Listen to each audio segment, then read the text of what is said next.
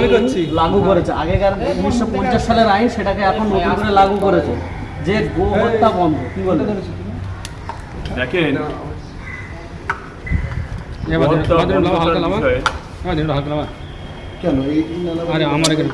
কংগ্রেস সরকার চলে গেল, তখনও হয়নি পশ্চিমবাংলায়।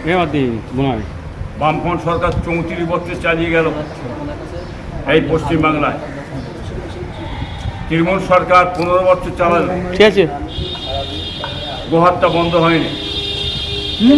আপনার এই বিজেপি সরকার আসার পরে গোহত্যাটা বন্ধ। কথা হচ্ছে আজকে এই গোহত্যাটা বন্ধ হয়ে যাওয়ার জন্যে গরিব অসহায় মানুষ তারা দুটো গরু চাষ করে, তাদের ব্যবসা বাণিজ্য জীবিকা চলে,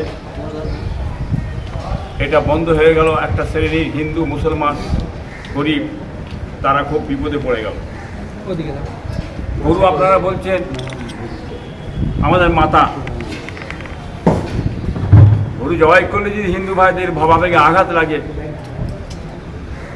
তো গরু না জবাই করাই ভালো।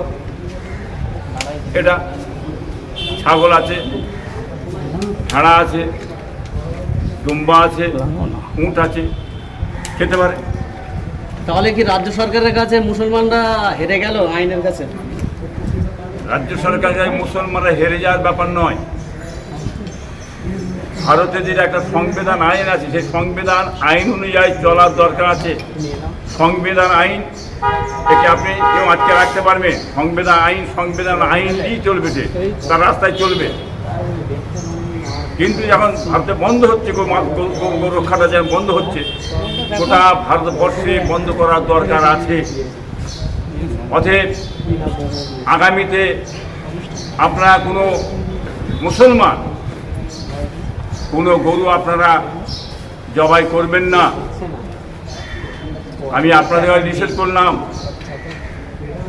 আপনারা যখন গরু জবাই করবেন, আপনাদের কাছ থেকে চাইবে, নোটিশ চাইবে, আপনাদের কাছে 15 বছরের গরুর, 14 বছরের গরুর বয়সের ডকুমেন্টস চাইবে, এবং সেগুলো আপনারা দিতে পারবেন না। প্রশাসন এসে আপনাদের কাছে জুলুম অত্যাচার করবে।